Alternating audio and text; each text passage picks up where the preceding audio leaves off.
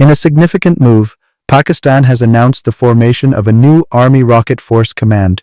The new force is designed to modernize and unify the nation's missile and rocket capabilities for conventional warfare. Equipped with cutting-edge technology, this command aims to enhance Pakistan's precision strike capabilities, marking a major strategic shift in the country's defense posture.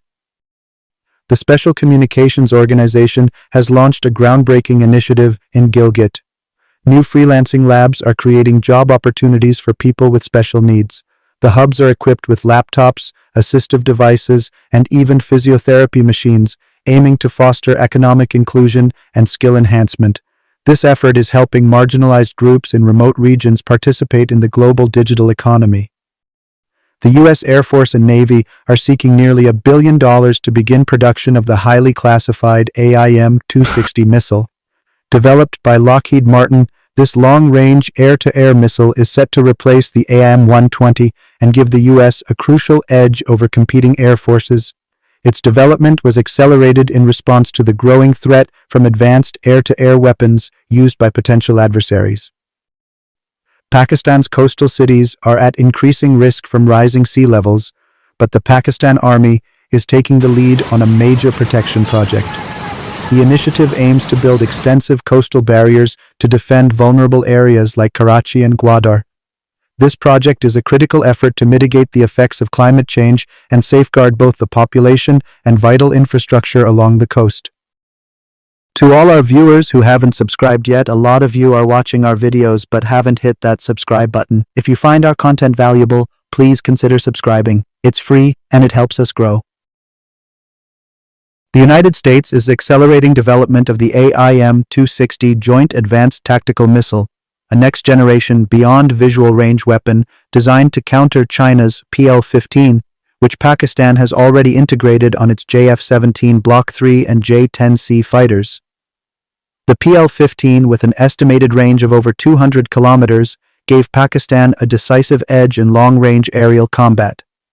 In response, the AIM-260 is being engineered with dual-pulse rocket motors, network-enabled guidance, and anti-jamming capabilities to exceed both range and survivability against electronic countermeasures.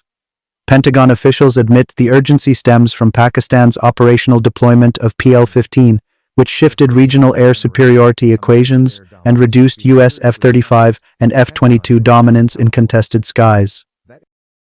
Field Marshal Asim Munir, Pakistan's army chief, visited Turbat in southern Balochistan to review ground security operations and inspect multiple socio-economic projects. His tour focused on stabilizing an area often targeted by cross-border groups operating from Iran and linked to external networks. Munir emphasized that CPEC's second phase, which runs through Balochistan, cannot advance without robust local security. Development projects included new road networks, power transmission systems, and water management schemes designed to integrate Balochistan into Pakistan's national economy. His message was clear: economic growth, infrastructure expansion, and hard military presence must move hand in hand to neutralize separatist threats and secure long-term regional connectivity. India is moving forward with a landmark defense industrial project by collaborating with France's Safran to jointly manufacture advanced fighter jet engines. The engines, expected to generate 110 to 130 kilonewtons of thrust, will power India's next-generation AMCA stealth fighter and upgraded Tejas variants. Negotiations center on technology transfer for hot section turbine blades and full engine core design, capabilities India has failed to indigenize in the past with its troubled Kaveri engine program. The partnership, however, faces hurdles over intellectual property rights and cost-sharing as France seeks to protect sensitive metallurgy technologies. If successful, this program could reduce India's reliance on foreign propulsion systems and provide limited export leverage. Germany is debating the reintroduction of mandatory military service, a dramatic shift in defense policy not seen since the Cold War era. Facing NATO pressure and a growing Russian threat, Berlin seeks to expand the Bundeswehr, which currently struggles with undermanning, outdated equipment, and readiness shortfalls. The proposed system would include 6 months of compulsory training followed by several years of reserve duty, potentially increasing troop strength by 200,000 personnel.